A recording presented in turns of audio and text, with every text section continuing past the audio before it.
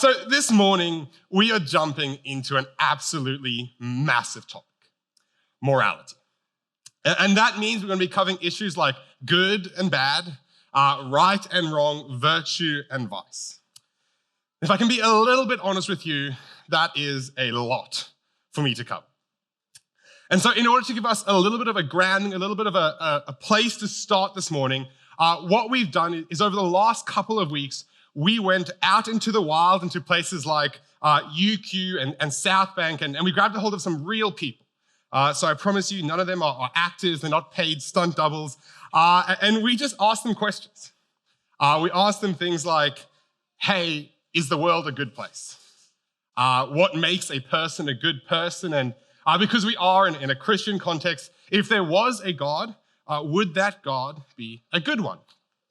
And as you're about to see, we got a whole bunch of really different responses. So take a look at the screen and let's see what they said. I think there's good and bad parts of the world, but we try to be good. I think anything can be completely 100% good. I think it's a bit more nuanced than that. But I'd say to be good is just to be like constantly striving to be better, I think. It's definitely one way of looking at it. Just like good people. I wouldn't say like the world in general is good. I think people have good goals and good aims. Good people and bad people, but you like to think it's good, but there's always like different situations that happen. And like everyone has different opposing views sometimes, and not everyone's on the same page. I feel like everyone thinks that they're good. I think know what goodness looks like, and we want to improve, but we constantly try, and we just struggle to get it. I think the world in general is pretty arbitrary. I wouldn't say good. I think there's good aspects. I think it can be good, it can be bad. I think God would think of himself as good, and his actions would be that of virtue, but that sort of idea of good wouldn't necessarily align up with everyone else's idea of good. I think he would consider himself to be good, but whether I consider him to be good, for people who believe in him, I think he's good. I think maybe for other people who believe in other religions, they might view him differently.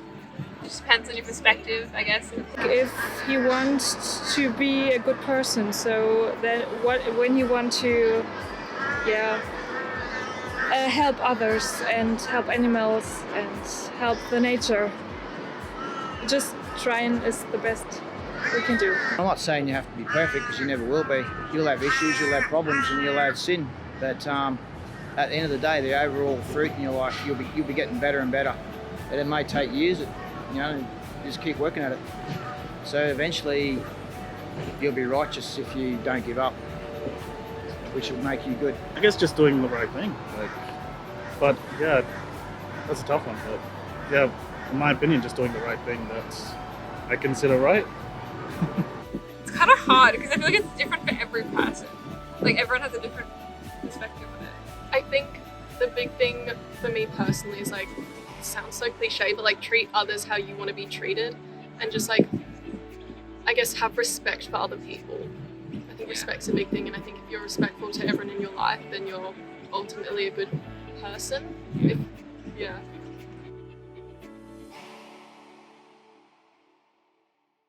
All right, so as I said, a whole bunch of different responses from all along the spectrum. A lot of them were actually pretty consistent with each other, that they work as a cohesive worldview. Others of them contradicted with each other and sort of clashed a little bit. But I actually think for the most part, they give us a really solid foundation to work from this morning. And so my job is in the next 19 minutes and 7 seconds, I need to try and tackle the entire topic, why morality? Does it exist? Is there such a thing as right and wrong? And if it does exist, what in the world do I do with it? And so that means I'm covering essentially an entire uni course worth of topic in the next 18 minutes and 45 seconds now. So are we up for that this morning, Kenmore? Awesome. So because this is such a big topic, I thought we would start in a place that we can all relate to. So just to make sure we're all on the same page, Can I just get a show of hands? Who has ever been in an argument or a disagreement with someone? And husbands, if you argued with your wife on the way to church this morning, just keep your hands down. It'll be better for you, I promise.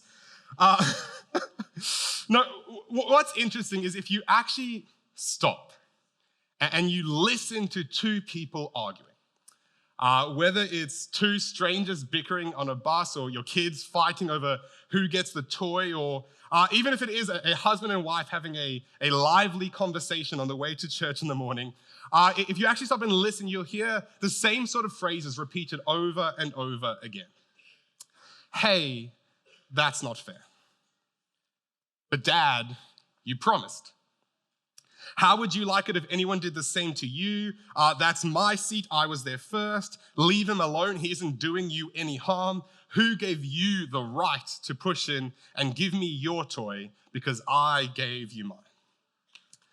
These are the sort of phrases, the sort of lines that every single person, whether it's an illiterate person or an educated person, whether it's someone who's religious or from a secular background, or whether it is a child or an adult, relies upon when it comes to arguments. And see, what I find really interesting about those sort of phrases is that the person is never just saying, hey, I don't like that you did that. It's not, I don't like that you didn't keep your promise, or I don't like that you pushed in line, or I don't like that you didn't share your toy with me. More often, it's something along the lines of, hey, you actually shouldn't be doing that. That it's not right for you to do that. That if you stop and you listen to people argue over something, what you'll find is for the most part, they're sort of saying that the other person has broken some unspoken standard that they are expected to know and obey. And what's even more interesting, most of the time, the other person, they won't turn to you and say, well, I don't care about your standards. I'm going to do whatever I want. Instead, they try and argue and convince you that, well, if you actually consider the nuances of this specific circumstance, then it's okay that I'm breaking the law, or it's not actually a contradiction of these unspoken standards. That no one would ever turn to you and say, oh, I'm allowed to break my promises. Do it whenever I want. Instead, they'll turn to you and say, well, in this specific case, something came up at work and that's why I couldn't keep my promise. Or it's okay that I pushed in line this one time because I was in such a rush. Or the reason I'm not giving you my toy is more special than your toy. And so that makes it okay for me not to reciprocate this action. And if your 3-year-olds are having that sort of conversation, well done on educating them to that level. But seriously, the way these arguments work is that one party insists that the other has broken some unspoken standard they're expected to know about. And in response, the other person goes, no, I actually haven't when you consider the circumstance. And that whole back and forth, it only really works if we're all playing by the same rule book. That if I'm on a soccer field and someone goes to pick up the ball with their hands, there's no use me telling them that that's wrong unless we both agree we're actually playing soccer. And so when it comes to arguments and disputes, it's almost as if we all are following the same rule book. So are we tracking so far? Does that make sense? Cool, one of you, that's good. So what I want to call this idea of a rule of right and wrong, it's the moral law. And I know that sounds kind of daunting. I know that sounds a bit of a big term, and hopefully it doesn't take you to places like religion or the 10 Commandments. I haven't done a bait and switch on you. I'm not trying to cram the Bible down your throat. We're nowhere near the rules of the Bible. All I've shown you is that when people have arguments or disputes, they inherently rely upon this moral law in order to have that conversation, in order to show that they are right and the other person is wrong. And what I want to try and show you guys this morning is that this idea of a moral law, it exists. And it's something that we can inherently rely upon and others can rely upon as well. But first, let's jump into a couple objections. So the first thing I would normally hear to an idea like this is something along the lines of, well, Liam, this doesn't work because my definition of right and wrong may be different to yours. That, different cultures have developed differently over time. And so if you were to play out the world 1,000 times over, you would end up with 1,000 different definitions of right and wrong. And this is actually a viewpoint that came through in a couple of the interviews we saw, that people argue that the moral law is subjective. And look, I get that argument. And for sure, there are some differences in what people view as right and wrong in between different cultures. But if you actually go through the effort of sitting down and going through some ancient texts from different cultures across time and in different locations, and you pull out what their understanding of the moral law was, what you'll find is those differences, they're not as significant as you might first think. That whether you're looking at ancient Egyptians or ancient Babylonians or Hindu writings or ancient Viking writings, what you'll find is that from different places across the globe, from different points in time, people have sort of had this same idea of what is right and what is wrong. And look, I didn't go through the effort of finding all those ancient texts. I'm not a historian. But C.S. Lewis, an Oxford academic from the 1900s, also the guy who wrote the Chronicles of Narnia. He also wrote a book called Mere Christianity, which I'm taking a lot of his argument from this morning. He did. He sat down, he went through a whole bunch of historical texts from across the globe, and he extracted what their idea of the moral law was. And what he found is that the ancient Norse poem, the Völuspá, which describes the creation of the world according to the Vikings. Well, the Vikings believed that hell would be populated by those who lie, steal, murder, and commit adultery. And if those 4 crimes seem pretty familiar to you, it's because all 4 of them find themselves in the 10 Commandments of the ancient Hebrews, which was written 2,000 years earlier and halfway across the globe. That the ancient Egyptians believed caring for the old, giving bread to the hungry, water to the thirsty, and clothing the naked were characteristics of good men. And the ancient Babylonians believed doing those exact same actions would please the gods. That Homer wrote in the Iliad, how hateful are men who say one thing and hide another in their heart. And the Hindu writing, the Janet, says that when we lie, all of our good deeds are obliterated. That both the Aboriginals in Australia and the native tribes of North America believe that one should take care of the sick, the widow, the orphans, and the elderly. And both Confucius, the ancient Chinese philosopher, and Jesus Christ of Nazareth said, do unto others what you would have them do to you. And I could go on and on and on and on. In fact, I've actually printed off 9 pages of this stuff. So if anyone wants to have a look at what these ancient people believed when it comes to right and wrong, please grab a hold of me at the end of the service.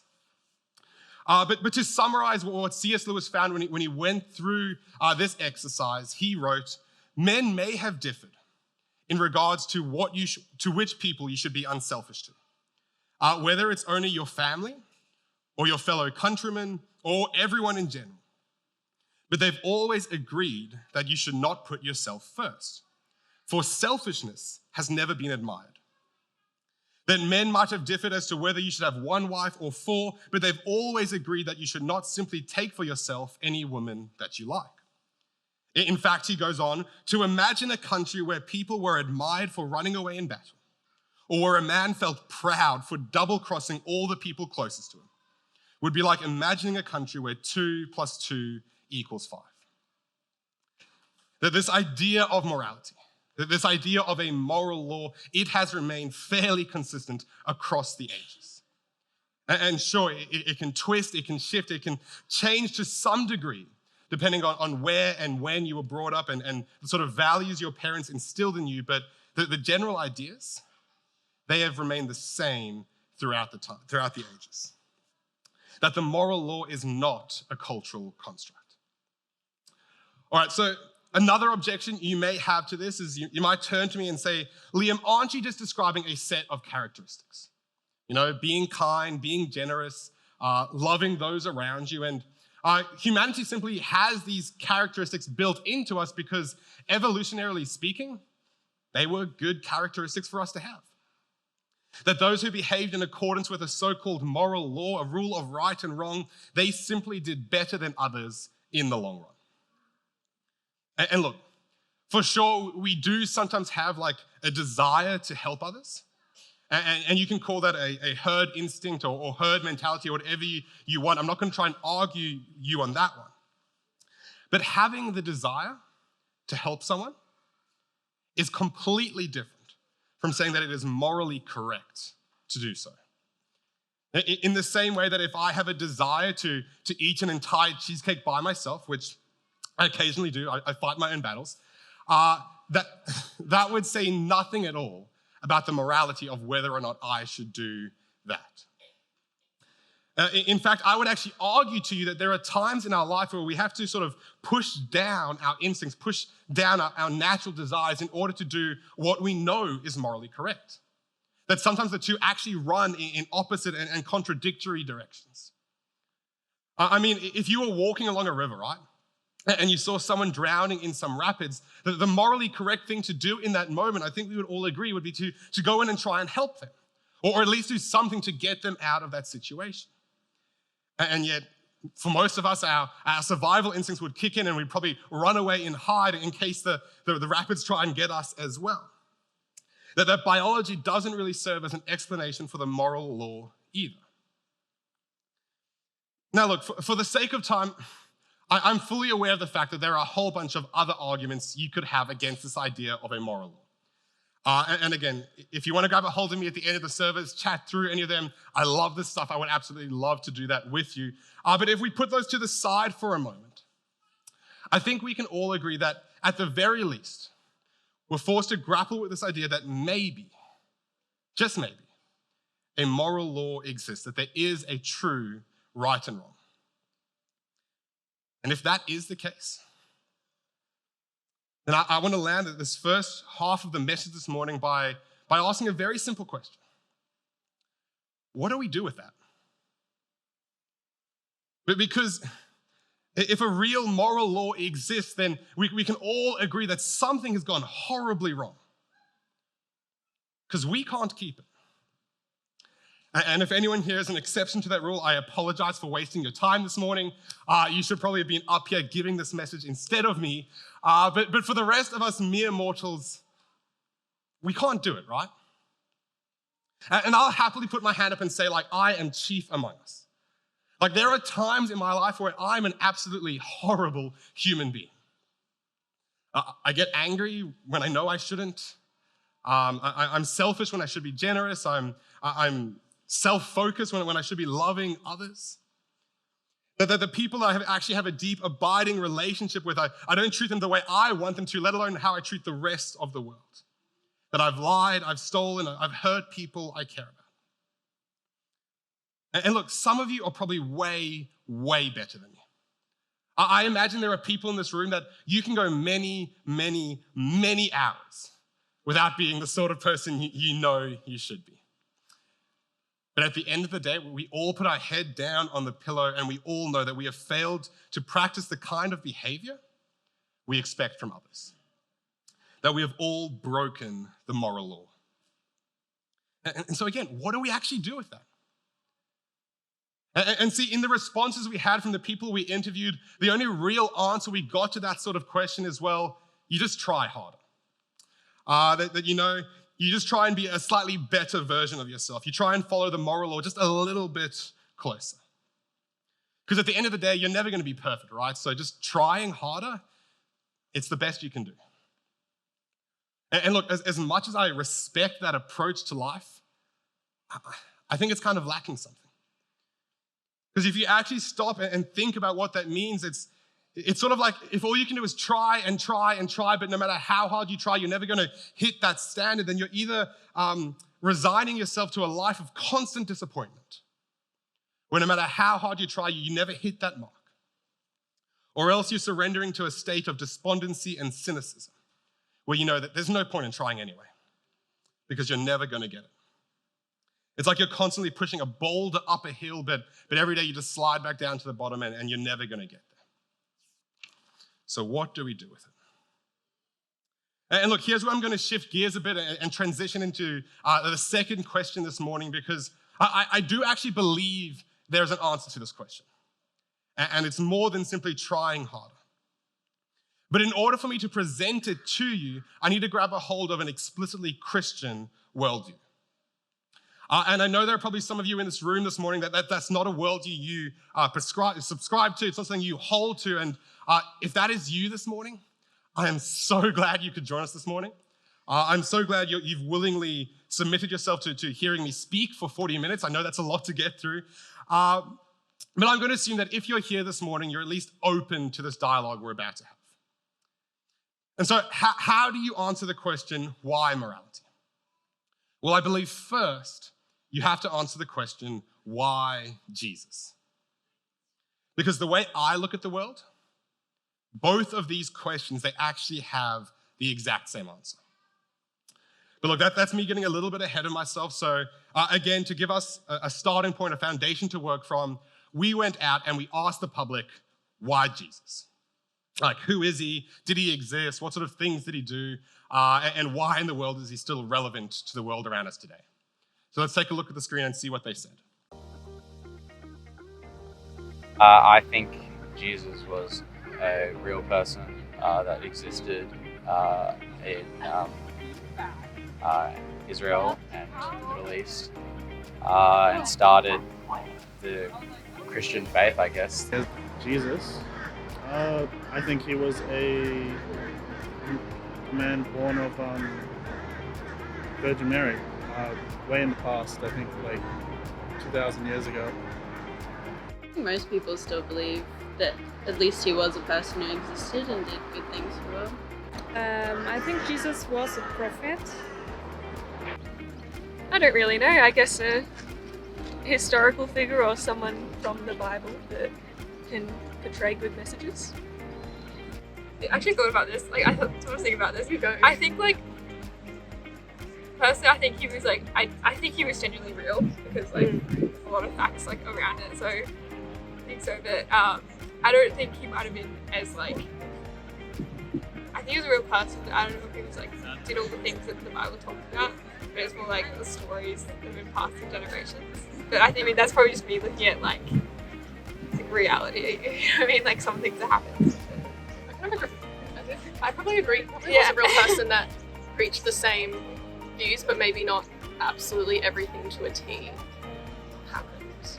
Yeah. It does provide meaning to some people, and it's really important. And to have that sort of message being spread, I think, like regardless of what you actually believe in, if it's a good message, it's a good message. Because again, it's something to, aim for. It's hope. The thought that something can still be good. I think effects of Catholicism in that area are so massive that we're still experiencing the fallout of that. I think that's why Christianity retains such a big hold. I'd account it to historical effects, yeah. I guess kind of similar to the way people still believe in God, like it's a good kind of rock in your life and that it's just like always there. And I guess it kind of sets, not like rules per se, but like a way to live your life. That were inspired by what he did, and I guess they still believe he's with them, I guess. I'm not really too sure. I think it's kind of hard. I haven't really thought about it too much. I think like Jesus, like he is who he claims he is, like the Son of God. Like he came down to save everyone from their sin, so that they could be with him. Nice. That happened. Like can someone come back to life? So I've watched that video like half a dozen times, and I still haven't got over the fact that the guy looks at his watch to work out when Jesus was born. No, but what I love about those responses is that no one actually argued against the existence of Jesus as a real historical person. That everyone said, look, he probably existed. That probably at some point in the past, he was a person who went around doing real things. In fact, most people were okay with this idea that Jesus was actually a really pivotal person in the storyline of humanity, so much so that I guess you can actually look at your watch to work out when he was born. But what nearly everyone said is that, all those miracles he was recorded as having done, probably didn't do that. He probably didn't raised from the dead. He probably didn't walk on water or open the eyes of the blind. That's sure, some of what the New Testament writes about him, especially his teachings, that may be accurate, but the rest of it, his life, his death, his resurrection, that probably didn't happen. And look, again, I'm actually really excited about that being our starting point this morning, because that means I get to assume Jesus existed as a real historical person. So let's just start there. Who was Jesus? Who does history say that he was? Well, we know he was a Jewish male, that he was born in Bethlehem around 6 to 4 BC. So if you are going to use your watch to work out when he was born, you're going to be off by at least 4 years because of that. We know that he died by crucifixion at the hands of a Roman governor named Pontius Pilate around 33 AD. And between those 2 points in history, his birth and his death, he went around doing something that gained him a pretty serious following. Josephus, a Jewish historian from the 1st century, said about Jesus that he was a wise man, that he performed surprising deeds, and he was a teacher such that people would readily accept his truth. Mara, the son of Serapion, a Stoic philosopher, he put Jesus in the same boat as Socrates and Pythagoras, really wise men who met really untimely ends. And look, the Bible itself, it does describe Jesus, at least in part, going around and saying the sort of things that we would ascribe to a good moral teacher. That he said things like, do unto others what you would have them do to you, love your neighbor, and the much harder counterpart, love your enemies, and a whole bunch of other really wise things. And so on the face of it, it actually seems at least plausible that the dominant view that people have about Jesus, that he was just a good moral teacher, it could hold. And the only problem I have with that sort of view of Jesus is that it requires you approach the historical text of the Gospels, because it is a historical text, with a pair of scissors and a highlighter. Because you sort of have to select out key verses here and there and bring them all together. And if you do that, you can paint a picture of a wise Jesus who went around saying some fairly good things. But if you actually stop and you look at the entirety of those texts by themselves, that picture begins to fall apart really quickly. I mean, there's a story in the Gospel of Luke, right? Where Jesus' disciples, they've gone out, they did sort of a short-term mission trip, and they come back and they are so excited. Like they saw amazing things, people were listening to what they had to teach, it was awesome, and they're all pumped up, and Jesus doesn't want them getting too big for their boots. And so he turns to them and he's like, boys, as exciting as all that is, I remember when I saw Satan fall like lightning from heaven. And Campbell, can I just say, if you're a carpenter from Nazareth and you want people to believe you're a good moral teacher, what you shouldn't do is go around telling people that before the foundation of the world, you were there in heaven and you saw when the devil became the devil and fell out of heaven. It doesn't fly with that story. Or how about this? Gospel of John. Jesus is talking to a whole bunch of really religious people. And these guys are so proud of themselves, and they're so excited about the fact that they can do all the things and they can follow all the rules and the laws. And they're good church folk. They're descendant from Abraham. And Jesus just turns to this crowd and he says, look, you guys are so fixated on Abraham. Well, before Abraham, I was. That before this whole religion that you're a part of even started, I was already around. In fact, he goes on to say that he was the one who sent all the prophets and the teachers, and they were kind of the ones that killed them. That every verse in the Old Testament, every law, every poem, every prophecy, it actually points towards him. That Jesus would say crazy things like, I am the bread of life. Whoever comes to me will never go hungry. I am the light of the world. Whoever follows me will never walk in darkness, and I am the living water. And whoever drinks from me will never thirst again. Unlike every other prophet from every other world religion who sort of rocks up on the scene and says, I have come from God in order to show you the way up to him, Jesus rocks up and he says, look, I and the Father are one. And I have come that I might be the way, the truth, and the life.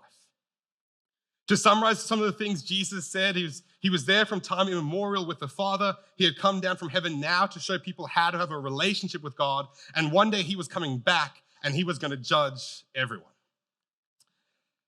Come on, those are not the sort of things you say if you want people to believe you're a good moral teacher. Look, I'll give you one more example, and this one's sort of crazy. Jesus went around forgiving people of their sins. And I know if you've grown up in sort of a churchy context, that doesn't sound too bad for you. But if you actually think about what that means, it is utterly ridiculous. See, the way the Jewish people thought about sin was that it was simply failing to live up to the moral law. Okay, so they believed there was a true idea of right and wrong, and not only that, it came from God, and God was so insistent upon them following it that he actually gave them a whole bunch of rules and commandments as to how they're supposed to do that. And so sin then, in the Jewish mindset, was literally just to fall short of that moral law. So in a Jewish context, if I wrong you, if I cheat you, if I lie to you, whatever, yes, I've sinned against you. But ultimately, I've actually sinned against God because I've broken one of his laws. So that was their mindset. And so what that means is for Jesus to walk around forgiving people of their sins, he was essentially claiming to forgive them of something only God could forgive.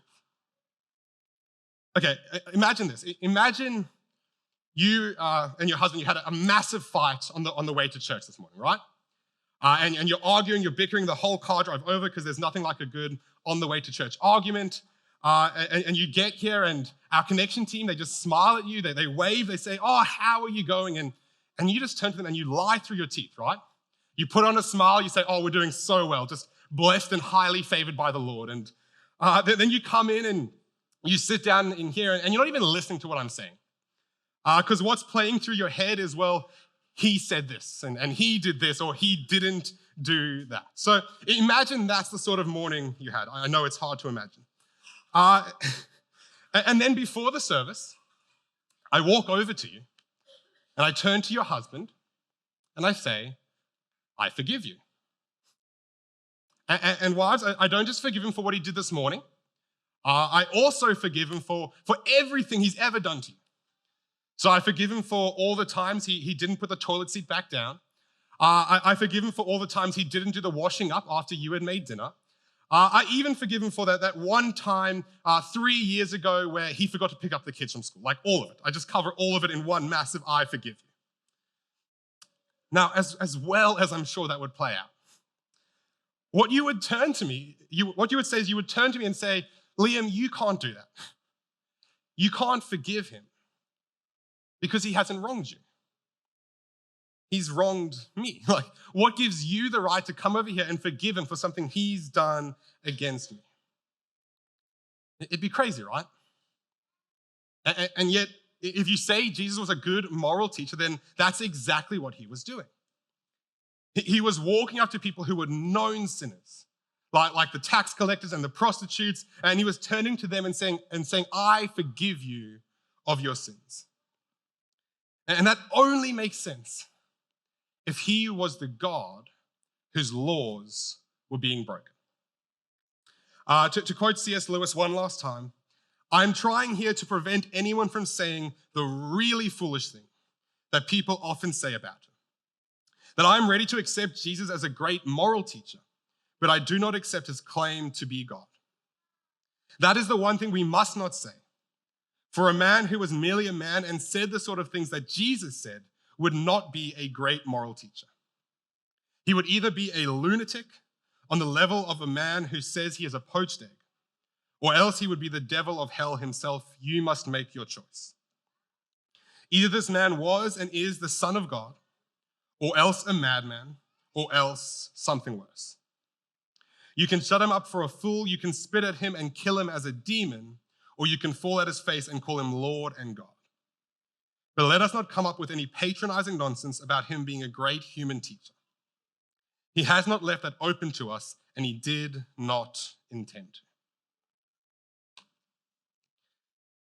See, Ken, the truth of the matter is Jesus didn't just come to teach. But yeah, in part, he did teach. He taught in parables. He taught in stories. He taught us how to be better human beings. But that wasn't really the main reason he came. That Jesus didn't just come to teach us what God is like. Although, again, a big part of his mission is he rocked up and he said, hey, you know that God you've been worshiping for the last couple thousand years? Well, he's not a distant deity. He's not this far-off judge sitting in the clouds. He's like a good father who actually wants a relationship with you. Although, again, not the main reason he came. And Jesus didn't even come to start the church. Although during his earthly ministry, he turned to the disciples and he said, I will build my church, and against it the gates of hell will not prevail. But again, not the entirety of why he came. See, for the last 2,000 years, what every Christian has essentially claimed is that the reason Jesus came to this earth was so that he could die.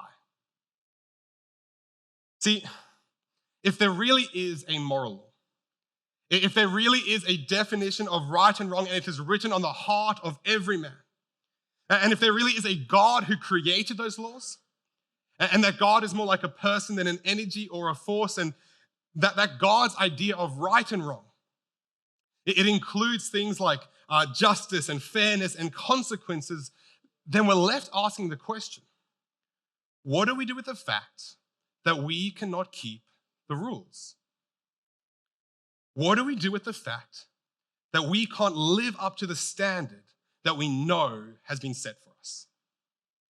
And the central Christian belief is that somehow, 2,000 years ago in Jerusalem, the death of Jesus upon a cross, it solves that problem. See, what the Bible says about Jesus is that he lived a perfect life. That he did what we could never do. He lived up to the moral law. So he never fell short. He never lied. He never cheated. He never lost it with the kids or yelled at his wife. He was in every way a perfect human being. And despite that, one night they arrested him. One night they beat him and they mocked him and they spat in his face and they tore his clothes and they took a crown of thorns and they slammed it down into his brow and they whipped him to within an inch of his life.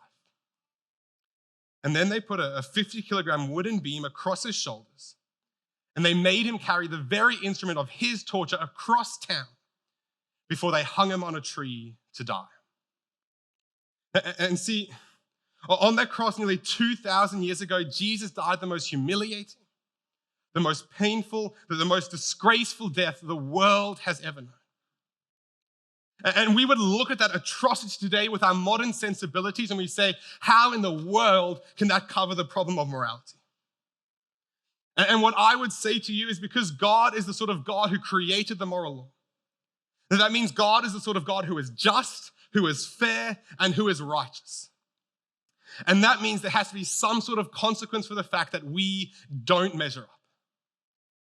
That in order for God to follow the moral law, there has to be judgment.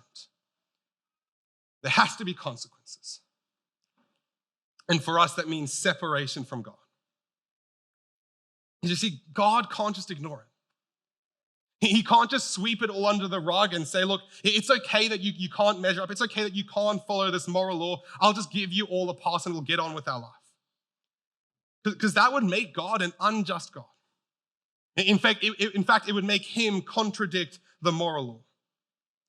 It would be like having a judge sitting court over like a mass murderer and there's video evidence, there's biologic evidence, like all the accounts just make it so clear that this murderer has done what he's been arrested for and the judge looks at all that evidence and says, nah, I'm going to say you're innocent.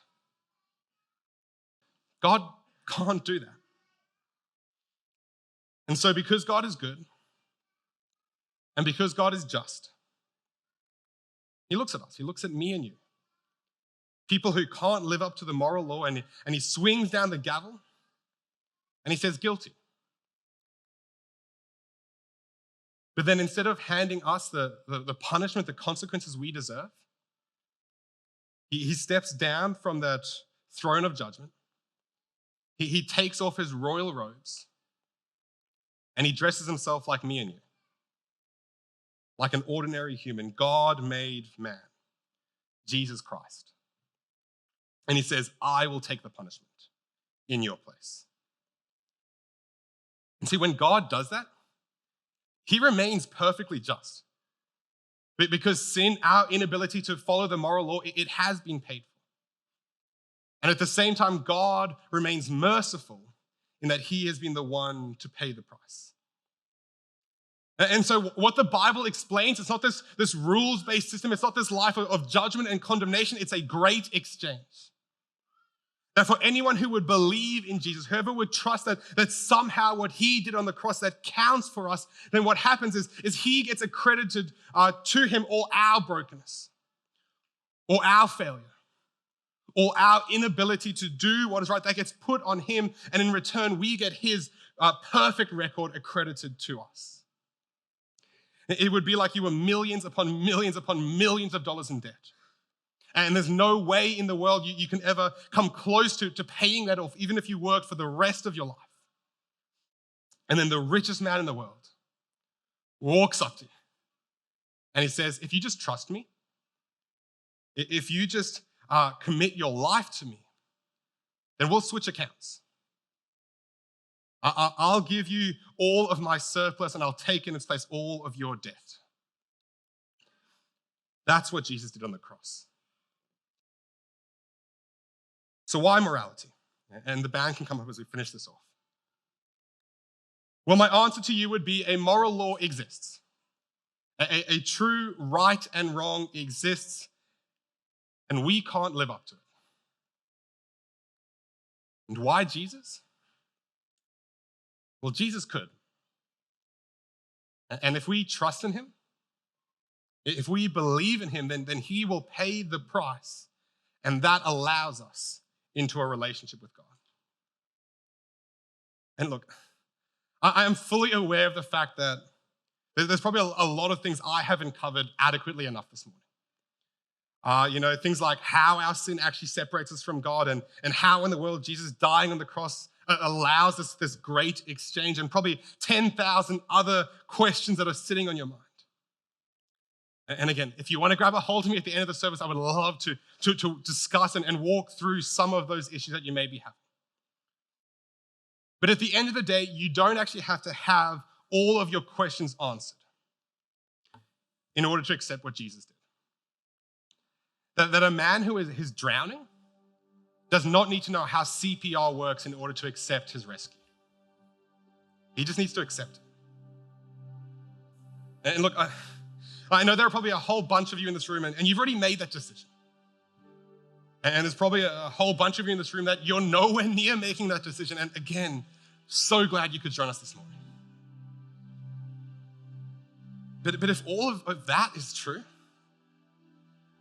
if there really is a moral law, and we can't live up to it, and no matter how hard we try, we're never going to be able to do it, and there's actually a consequence for that, and that consequence is a separation from God, and Jesus is the only way that we can sort out this mess we find ourselves in, then I would feel absolutely amiss this morning if I did not at least extend an invitation for you to accept what Jesus has done for you. And that's not easy. In fact, that's probably the most difficult decision you will ever make in your entire life. But Jesus has made it really simple for us. That's as simple as A, B, C. That A, you admit it. You just take a look inside and you say, you know what? I actually don't have what it takes.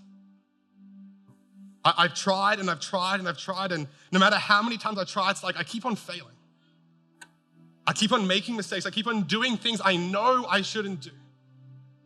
That you admit there's something wrong and that something is inside of you, that you're not a bad person who needs to try harder. You're a sinner who needs a savior. And then B, you believe. And again, we put so much weight on words like believe, so much like Christian jargon and stuff. The word believe just means to trust. That you say, look, I don't have all my questions answered.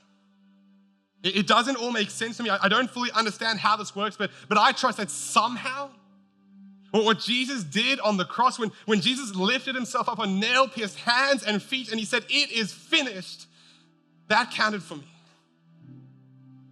And you just put your trust in him. You believe. And then C, you confess. See, when you become a Christian, you don't just get a savior who makes you better. You get a Lord who becomes the king of your life from that day on. That Jesus has paid the price. He's bought you with his blood. And so that means you belong to him.